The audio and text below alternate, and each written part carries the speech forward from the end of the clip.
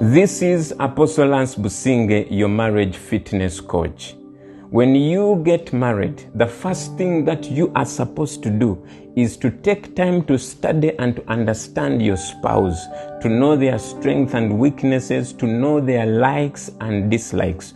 Of course, this is what you should have done in the courtship season, but most of us don't do that. Most of us are only focused on when the wedding will happen. So we never take time to study each other.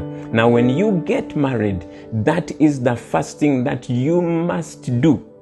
You need to understand that there are things that come naturally for your spouse to do, but there are those that they will struggle to do. There are those that they will be reminded to do, or those that they will have to first sacrifice in order to do.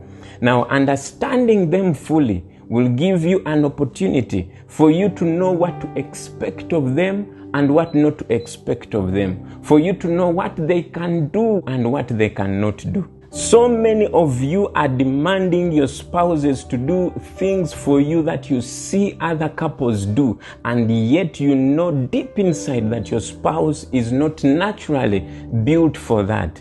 Like we see so many women expecting their African husbands to be as romantic as the men they see in the movies, not knowing that these guys have been directed to act that way. When you continue to demand what you clearly know that your spouse is not able to do, you will be putting a lot of strain and pressure on your marriage. And if you're not careful, you will be destroying your own marriage.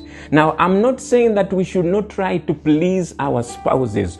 All I'm saying is that we need to stop demanding things from our spouses that we clearly know they are not built to do. That's why so many of you have ended up cheating. And then even while you went to cheat, you came to realize that even the people you are cheating on with also have weaknesses. They have things that they are not good at. And so you discover that you should have stuck with your wife or with your husband. So my advice here is simple. Let us take time to understand our spouses and to be patient with their weaknesses. You need to understand that just like they have weaknesses and just like they are not giving you 100%, you also have weaknesses and you are not giving them 100%. They have been patient with you. Learn to be patient with them.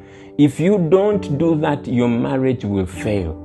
If you want to succeed in your marriage, understand them and accept that the person you married cannot do certain things. So you will not die if those things are not done to you. Let us understand our spouses. Stay blessed.